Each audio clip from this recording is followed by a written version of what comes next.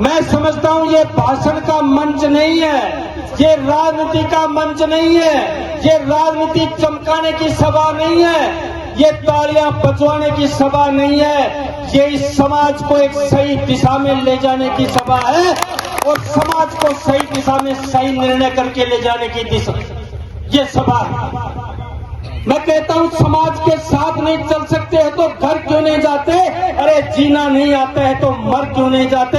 सफर है बहुत जोखिम भरा, डरते हो तो उतर क्यों नहीं जाते? फैसले करते हो। मैं कहता हूं समाज के अगर 5 परमेश्वर भी फैसला समाज के हक में सुना देते हैं और समाज के लिए वो फैसला मान्य है, अगर कोई असली गुजर का बिंद है तो समाज का फैसला मानेगा और समाज का फैसला नहीं मानेगा उसको मैं गुजर का खून नहीं समझता हूं, गुजरी का लाल नहीं समझता हूं।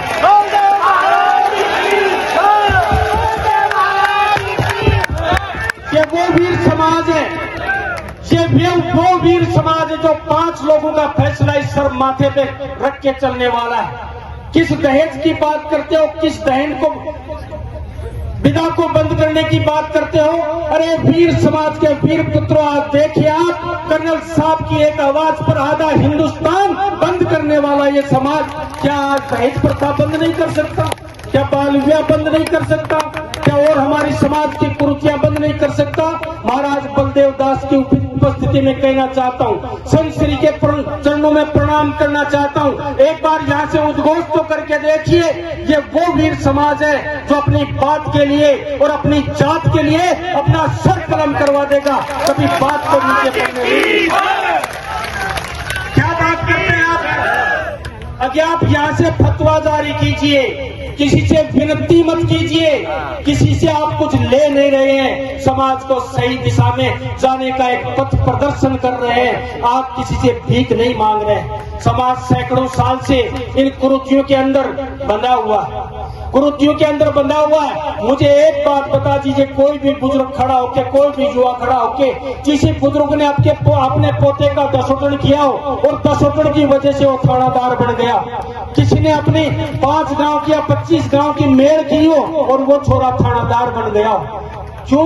किस दिशा में हम लोग जा रहे हैं? हम लोग अगर शिक्षा की दिशा में जाएंगे तो मेरे पूर्व वक्ताओं ने बता दिया है, उस बात को दोहराना नहीं चाहूंगा। मैं निवेदन करना चाहता हूं, खेतड़ी की धरती से आते हैं और कुछ साफ सुथरा बोलने की आदत है, इसलिए कई बार हम अटक भी जाते हैं और बुराई के शिकार भी बन जाते हैं। साफ कहोगे, निश्चित रूप से एक बात बुरी लगेगी, लेकिन उसके बाद वो बात कालांतर में जाके, कालखंड में जाके वो सत्य साबित हो जाती है। ये बात मैंने कल परसों सोशल मीडिया पे एक मजाक में कहा था। मैं एक दसोटन में गया था और राम सिंह चौटिया वहां पे भजन भाव कर रहे थे। मैंने मजाक में कही थी, यार आप ही लोग तो शुरू करते हो, कोट पुतली वाले शुरू करते हो, हम तो आपका अनुसरण करते हैं। खेतड़ी तो एक पहाड़ी क्षेत्र है। फिर कहता हूँ आपने शुरू किया, उसका अनुसरण तो पूरी तरीके से नहीं कर पाए, लेकिन आप लोग बंद करोगे तो 100% उसका हम लोग अनुसरण करेंगे, ये आपको विश्वास दिला सकते हैं। मैं नौजवानों से कहना चाहता हूं, इतने बड़े मंच पर बहुत कम अवसर मिलता है,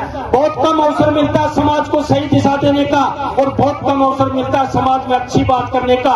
राजनीति तो हम रोज करते हैं, भाई को भाई से लड़ाने का काम करते हैं, जाति से जात को लड़ाने का काम करते हैं, लेकिन ये जात गंगा का पवित्र मंच है। इस पर जो बात अगर कोई बुरी कह के चला जाएगा, मैं समझता हूँ नरक का भागी होगा, और गलत बात मन में रख के चला जाएगा वो नरक का भागी होगा। एक बार आप मुझसे पहले देवनारायण भगवान का जयकारा तो बहुत बार लगाया होगा, देवनारायण भगवान का जयकारा हर वक्ता ने लगाया होगा, लेकिन मैं आपको सौगंध दिला के कहता हूँ, इस जो समाज जात गंगा के अंदर जो पवित्र मन से आया है और समाज के फैसले को जो 100% मानने के लिए आया है, वो दोनों हाथ उठा के देवनारायण भगवान का जयकारा लगाएगा।